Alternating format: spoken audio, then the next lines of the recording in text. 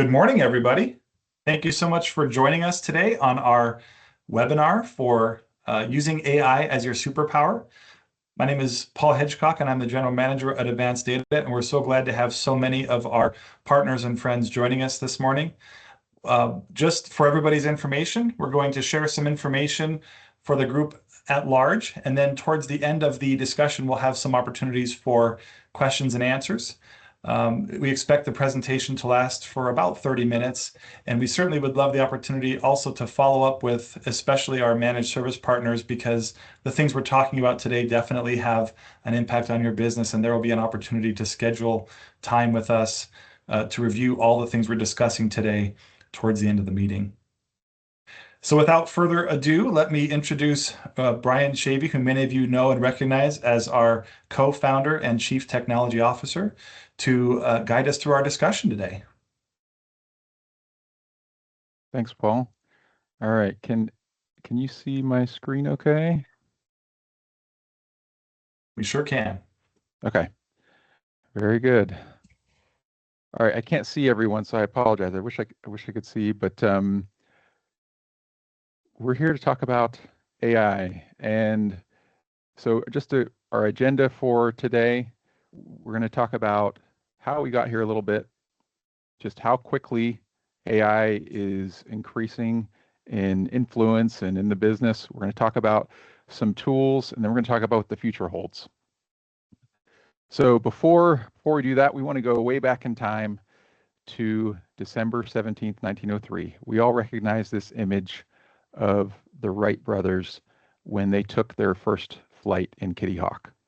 And these two brothers from Ohio that were bicycle mechanics were able to really start something special, and that this short flight opened the minds of just inventors and thinkers and business folks to what flight has accomplished. And we think about the impact it had on commerce, on travel, on international relations, on politics, like just across the board, flight was a game changer. And we really see that this same sort of momentous thing happened on November 30th, 2022. Now, I don't know what you were doing that day. This is a date that probably nobody remembers if you're not like an Uber geek like one of us, but that this was the day that ChatGPT was introduced by OpenAI, and it really has changed the industry in dramatic ways and will continue to change things in a big, big way. And so we're going to talk about that today. So first of all, let's talk about the speed at which it was adopted. So here we can see some common brands that we all recognize. And this chart just simply points out the fact of how long did it take for each of these platforms or brands to get to 1 million users. And we can see that ChatGPT, it was just days that it was able to do that. And so quickly a chatbot was able to get into the hands of the general populace. It's just incredible. Not only did consumers, I guess, line up to use it, but also big business. And so if we follow the money here, right here, we can see that ChatGPT debuted in November. And after that, we see the largest businesses in the world have just, it's skyrocketing on the amount of investment that they're making, and it's all going towards AI. And so we have the very smartest people and the very richest organizations that recognize and have a vision of what this is going to do. It's going to be a major disruptor, if it hasn't already, in many industries. So let's talk about, first of all, who are the players? There are 4 primary foundational models, and we'll talk about each of these. We have OpenAI, who is the creator of ChatGPT, Google, Anthropic, and xAI. And these are the 4 dominant and most prominent vendors in the AI space. And each of them also has their own chatbot. We've already talked about ChatGPT. Google has Gemini, Anthropic has Claude, and xAI has Grok. Now, I also want to highlight Copilot because Microsoft has pushed hard on Copilot, and it's actually, Microsoft isn't its own foundational model. Microsoft was one of the early investors in OpenAI, and so Copilot is actually running a ChatGPT model under the hood. But these are the four main models that we will see when we look out at the industry and what's out there. Now, I guess I want to also address, with models, there are also apps that have started. And so there's a lot of logos here of new products that have come out in this AI era. And these apps actually aren't, they don't have their own AI. What they're doing is they're leveraging one of the four main models that was on the previous slide. And so they have AI built into them, but they're actually using the tools of the main models, if that makes sense. And so they may do really specific or niche things, but under the hood, again, they're just using a general model to do that. So let's talk about the adoption of these different models and the tools that are out there. The most popular one is ChatGPT, made by OpenAI, but we can see the other ones in here. And this is actually a mix of models and applications that we'll see in here. And there's a couple statistics to use here, but I think the one that I want to point out is that many of us may have used AI without even knowing it. That AI is being built into so many different applications that even if we didn't go seek out AI's usage, that we may have touched it in one form or another. All right, so let's talk about how AI actually works. So this is going to be very, very simplified. When we think about a large language model, because that's what ChatGPT and others use. It's a large language model. And we'll talk more about what that means. What it is at its simplest form, over on the right, I have a picture of, on all of our phones, we have a keyboard. And whenever we start to type words into our phone to respond to a text, we will often see these suggested words that come next. So I love you, and then so much too, and. In its very essence, if we were to distill this down, that's what a large language model is. It's a text predictor.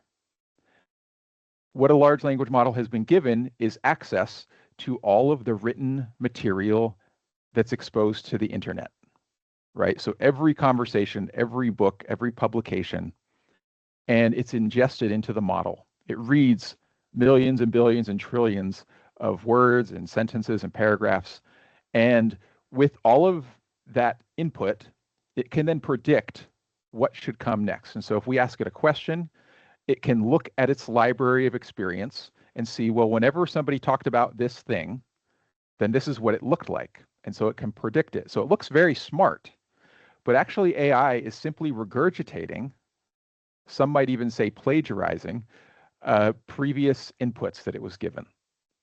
The same goes with an image model. So whenever we see an AI generated image or video, what it's doing is it's predicting the pixels that should be produced on a screen. So if we give an image model 1 million pictures of cats, then we should be able to ask it what a cat looks like, or ask it to give me a picture of a cat. And because it's seen it so many times, it can predict what it should be, how it should be arranged.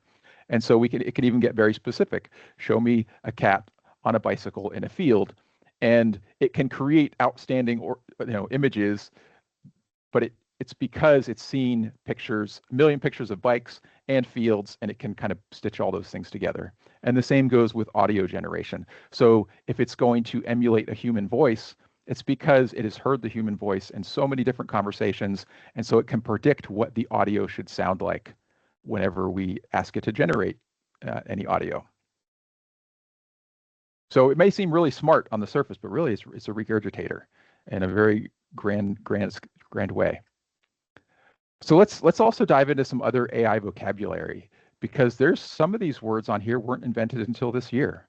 But we've already talked about a large language model, an LLM. And again, that's just a text model where it's been exposed to lots of text, and then we can have a conversation with it.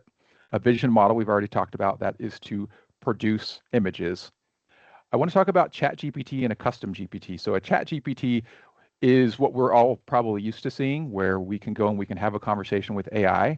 But that's a chat GPT is very generalized. It's made to have natural interaction about any topic, whereas a custom GPT is going to be tailor-made for a specific discipline or a specific topic. And we might even give it guardrails to say, hey, I want you to be an expert in law, or I want you to be an expert in healthcare. And so then it's not going to, when you engage with it, it's not going to try to talk about things with sports or cat pictures. It's going to be very specific about its knowledge and the domain that it has information about. Next, we have generative AI and agentic AI. So generative AI is when we ask, for example, an AI to do something, it is actually creating a new sentence, right? It may not produce an exact sentence that it read at one point in all of the millions of conversations that it's been exposed to, but it will create a new one because it's seen patterns. And so it really, again, seems really smart when you talk to it because it's coming up with often novel ideas, but it's just they're rearranged in a different way. Agentic AI is when you give AI a task that it can perform totally independent of a human. And so an example of that would be if you wanted AI to read an email that came to you and then respond back. That would be an example of an agent. Vibe coding. This is what I predict will be the word or the phrase of the year of 2025. This word didn't really surface until the beginning of this year, maybe the spring. And what this is the ability to use natural language to tell AI to create applications, to create software, to create scripts, to do software development. It's really fascinating. And so that's been a big thing that's just exploded these last several months. Next is prompt engineering. This is the ability to create really excellent input into an AI so that you get optimal output out of it. And so we'll talk about that on the next slide here about what are some mistakes that are made when first approaching AI. First of all, it may look like a search engine, right? We all are familiar with Google and what that looks like. There's a search bar. ChatGPT and others look very similar, but we shouldn't treat it like a search engine, because with a search engine, I can look up, where's a burger shop near me. We could ask that of ChatGPT, but really what it's really good at is when we ask it more abstract things or we ask it very specific things. That takes me to the next mistake, is when we don't give enough context. The more input we can provide, the longer our prompt is, the more specific and the better quality we will get out of it. And so one of the things I've done is, instead of typing, a lot of times what I'll do is I'll just use my microphone and I will speak my input, because it's better to be verbose in the input than to just not give it enough information, because the quality of the output will be low. The next common mistake is using a general GPT instead of a custom GPT or a project. So again, if we're trying to get information about a specific thing, and in the world of business, if we have a specific business domain that we want AI to take advantage of, we need to use a custom GPT. We need to use something that has been tailored to really only respond to about certain topics and have guardrails around it so that it doesn't get off into the woods. Next is not properly linking sources. What I mean by that is, in our businesses, we all have data sources. We have databases, we have knowledge bases, and if we can give AI access to that, then whenever we interact with it, the quality of what we get back will be all the more relevant, because it will have insight into our business. The last common mistake is using free AI tools to have business conversations. And this is actually a big mistake for a couple of reasons. One is there is a security risk, because whenever we engage with AI tools that are free, the content that we enter there, any images or any documents that we share, any conversations that we have, those conversations go to train the language model at large, which means that someone could potentially uncover something that was learned from our conversation into the public domain, that data could leak out. And so it's a little bit ironic for us, because we're in the cybersecurity business and we've worked really, really hard for the last probably 12 years or so, when cybersecurity really took off, to protect our clients, to protect your data. And now all of a sudden we have a situation where people are freely giving data away when we really need to protect that. So with that, we do want to highlight that one of the things that businesses should do is adopt an AI usage policy. And we actually have a template that we can offer to help you along this. This policy should cover a few things. It should cover what is acceptable use of AI in our business, what tools are approved, what sort of things are we permitted as a business to put into AI, right? There just needs to be a vision around it. And I think maybe the best way to think about this is if we all remember when COVID hit, like overnight, everybody had like policies about just distancing and how we should protect each other, right? That sort of thing should be adopted here, that this is a new thing that's come out, but it doesn't mean we have to be slow to come up with a policy just to handle it in a safe manner. And so connect with us and we can get you access to this template. All right, let's talk about AI in a real way, because if we were to just listen to influencers, some might preach doom and gloom, some might say, very aggrandized things that we may not have any substance. Let's talk about the things that we do know. One, we know that the models are getting smarter and smarter. Just yesterday, Google released Gemini 3.0, and it is surpassing other models in certain benchmarks. And so some people predicted that there was a wall that we were going to hit with large language models. Yesterday, Google proved we're not close to that wall, that there is a lot more room and a higher ceiling with these language models, and it's just going to get bigger and bigger. We also know that investment is massive, 1 trillion projected in this next year on AI infrastructure and AI models. Integrations are multiplying. You have probably all seen advertisements for AI tools, whether it's from your current vendors or vendors that are trying to win your business for software. It's just showing up everywhere. Last, we don't have a lot of models of successful AI adoption in a business. And that's simply because this is it's bleeding edge changes that are happening here. And so it's not like we can all point to, let's all look at company ABC because they have really made an impressive investment in AI and look at what they're doing. It's just, there's not a lot of models that we can point to. What we don't know is when will the LLM scaling stop, right? Will there ever be a ceiling? Not sure. We don't know what it's going to look like. We also don't know what the impact on society will be. What will the worker look like? What will AI look like in the homes? It's just in education. There's a lot that we don't know. What the industry will look like. There are so many startups that are popping up with AI in their name or preach AI. And we don't know if those startups will soon become, the Googles and Microsofts of the world, or will Google and Microsoft gobble them up and that the incumbents will just continue to dominate. We also don't know what the future of small business will look like. Will AI impact our business in a major way or not in the foreseeable future? We don't really know. But let's talk about a few things that we do know. Just last week at a conference, Doug McMillon, who's the CEO of Walmart, he said, it's very clear that AI is going to change literally every job. Maybe there's a job in the world that AI won't change, but I haven't thought of it. And so here we have the CEO of the largest private employer in the world. His job is to see around corners, to look ahead, to figure out what's coming. He has a workforce he has to worry about. He has clients to worry about. He has shareholders to worry about. And he sees very clearly coming and that there is a wave.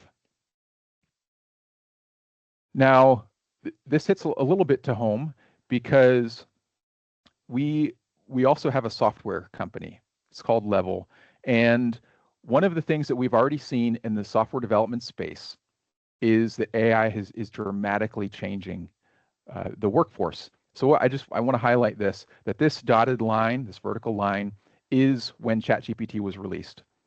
All of these other lines going across, these represent positions in software development. So a junior developer, right? They're 22 to 25 years old, or maybe a junior 2 developer, 26 to 30 years old. Historically, the number of junior developers has kept pace with the number of senior developers in a software development firm. With the advent of ChatGPT and other AI tools, we have seen that these junior developers, junior 1 and junior 2, have dropped dramatically. The need for those junior developers is just, it's not there. And the fact of the matter is that those mundane tasks that those junior developers used to work on, to learn, AI can do it far better than they can. And so what we're seeing now is we're seeing computer science graduates come out of college and they can't find jobs because AI can do it better than they can. And so we're seeing that change already in the software development space. This change will start to happen through other industries. Maybe not in the same way, not as pronounced, but it will happen eventually over time. So as business leaders here in Western North Carolina, we have kind of come to a point where we need to pivot. And so I want to step away from artificial intelligence for a moment, and I want to think about human intelligence and how the brain actually works. The brain works with neurons and with paths that are created with these neural paths, and that's called learning. So whenever we have an experience, a neural path is created. And the more and more we learn something, the larger or greater that neural path becomes. And when we become expert in a domain, we have a lot of neural paths that have been created. And so we can become very comfortable in that space. And so a simple example of this is when we drive to work, the first day you drive to the new job, you kind of have to pay attention. You might have the GPS up so that you know how to get there. But over time, the drive becomes second nature to you. And eventually you get to the point where you can drive to work and you don't even realize that you drove. You find yourself thinking about other things, and you get to work and you may not remember the fact that you drove there. However, the moment that you get a flat tire on your way to work, all of a sudden you are escaping out of that regular path that your brain has created. And now you're in an uncomfortable space. You have to deal with, oh, I have to get this flat. I need to be safe on the road, right? All these things. I'm going to be late to my appointment. And so we have to start thinking in a difficult situation. I see that we could continue on here and say, hey, I'm going to ignore AI. Like, it's just a fad. It's not going to do anything. And I could continue on and just be comfortable. But I think what's going to happen is if we stay in that path, eventually we're going to get a flat tire. Something's going to hit us and we're going to have to pivot and we're going to have to learn. And so we are strong advocates of being adopters now to start to create proficiency and start to create expertise in your own industry and your own domain about how AI can work in your specific business. So I do want to pause just a little bit here and talk about how at Advanced Data, how we're using AI. Now, ignore this picture for a moment because I just want to talk about the simple things first. For example, we are using a ChatGPT Enterprise edition. It's for the team, and it means that we have to license each of our team members to have access to it. But the good thing about that is that it's private. It means the chats and the information that we share with it are not shared with the public.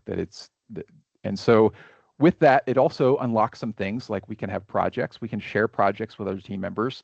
We can link it to data sources in our organization so that when we have conversations with AI, it actually has context about our business. Take this even a step further. Now we can talk about what I have on the screen. We have even adopted AI into specific business practices, or processes rather, to improve things. And so the one that I have up here on the screen is where we tie AI into our ticketing system. So when somebody submits a technical issue to us, what AI will do is it'll summarize the problem that's described to us, and then it will produce suggestions for our team to look at. So that way when the ticket lands in the lap of a technician, there will be a note there that will say, hey, I've read what the problem is. Here's a few suggestions that I might make to help you solve this problem faster. And so ideally what we're talking about here is that the client experience will be quicker because we're able to resolve problems faster in this way. So that's just one example, but we have several other AI tools that we're using in our business to help just improve processes. Okay, so closing up here. takeaways that I would say, first of all, would be to normalize AI usage in your organization. That it can be used safely and it can be used in a way to really improve, speed things up. And so it's going to take a leader to build culture around that. That if we treat it as it's this unknown, that we don't trust it, then then we may find that people are going to use free tools behind the scenes, and that's not what we want. We want to be able to have open adoption where we have a policy in place. These are the tools that we will use in our business, and we would encourage you to experiment.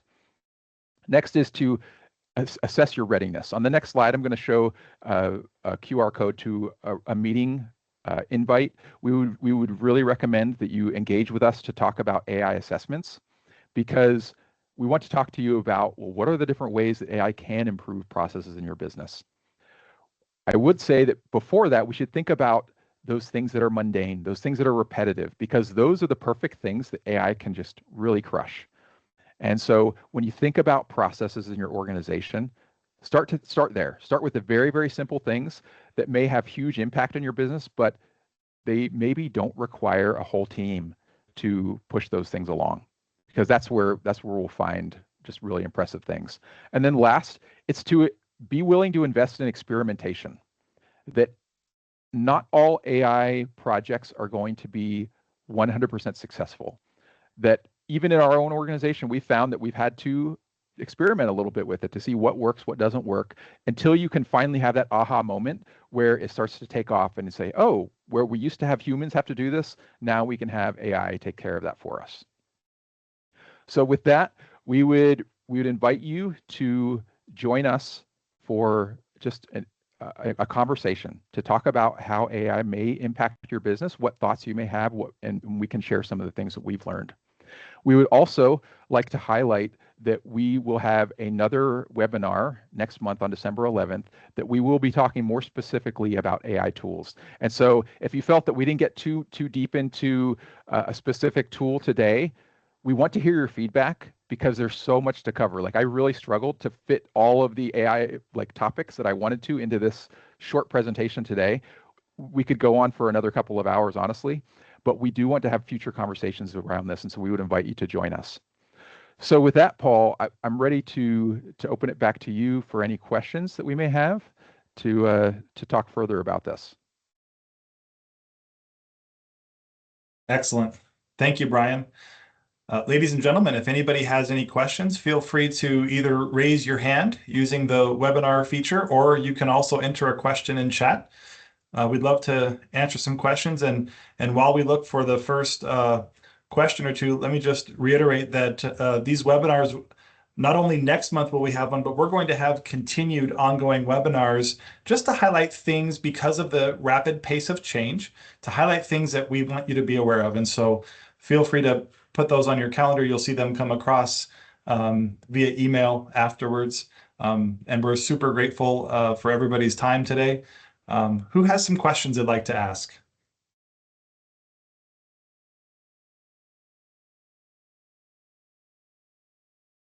I'm just curious, is anyone here embracing AI, or is anyone here finding that people are shunning AI? I'm just curious if anybody's willing to be vulnerable to share with us what their thoughts are on it.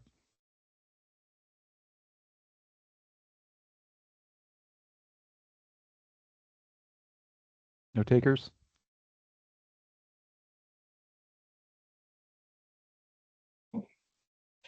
Here's Scott has let me unmute Scott here.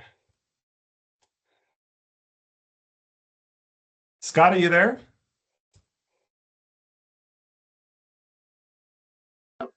How's that? Is that better? Yep, we hear you. Hey, appreciate great presentations, seeing how fast this is evolving, and we're playing around with it a little bit. I think what hit me most today was this idea of licensing and bringing it down and protecting data and healthcare. Obviously, we've got to do that. So how is that being done? Does that mean we're building servers and and a local infrastructure to run these models internally, or what does that look like? Yeah, that's a great question. Thanks, Scott. Yeah, so I mean, you could do that. And there are some organizations that are investing in local language model infrastructure to keep everything totally private. I would say by and large, there are very few organizations that are doing that, though, simply because we're in a cloud era, right? Like we can just think of over the last decade, we've seen going from on-premise servers to so many applications just now being available in the cloud, and people are treating their AI adoption the same exact way. And so what happens is when you engage with one of the foundational models, whether it is OpenAI or Anthropic or whoever, that that that business account is is siloed in a way where it's not shared with the general public. And so that's what most people are doing because it's so quick and easy to spin up and there's no capital expense required to invest in hardware. And not only that, but also creating a local infrastructure, there's not a lot of talent because that could do that simply because they're getting gobbled up by the major LLMs. So they exist, but there's just not that many out there. So it'll cost a lot of money.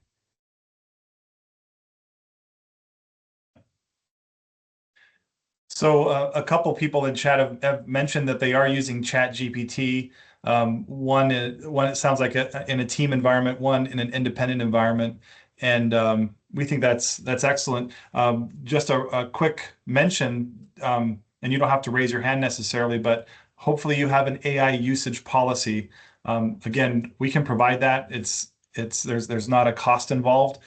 Super critical to make sure you have an AI usage policy to ensure that you are potentially protected from a liability scenario where people might use your data. The policy protects you against that.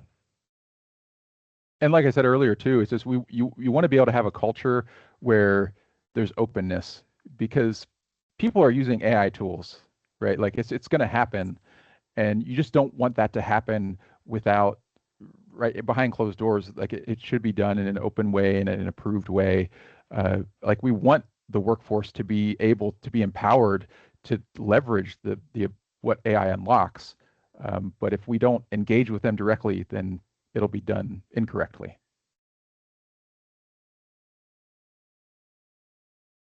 Okay. Scott, Betty, Carrie, thank you and Gabriel, thank you for sharing. Any other questions? Any other people that are having an interesting AI usage case where they would like to share or discuss with the group?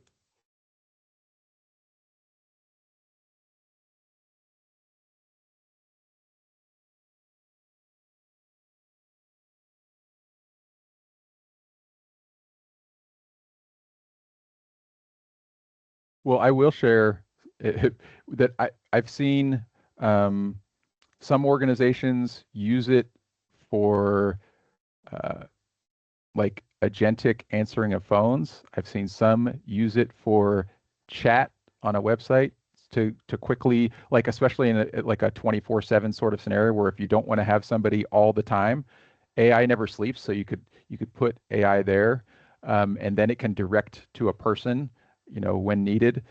So yeah, we're seeing it a lot in customer service, just to help get things like reacted to quicker. So we see adoption in that way.